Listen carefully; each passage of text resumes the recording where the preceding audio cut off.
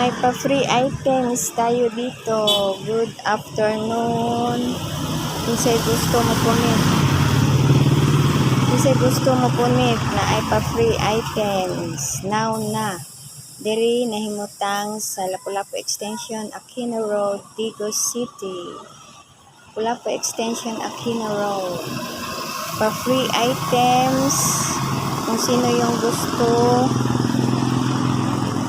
kinsay gusto, makuha lang mo, duha lang ka item kada tao.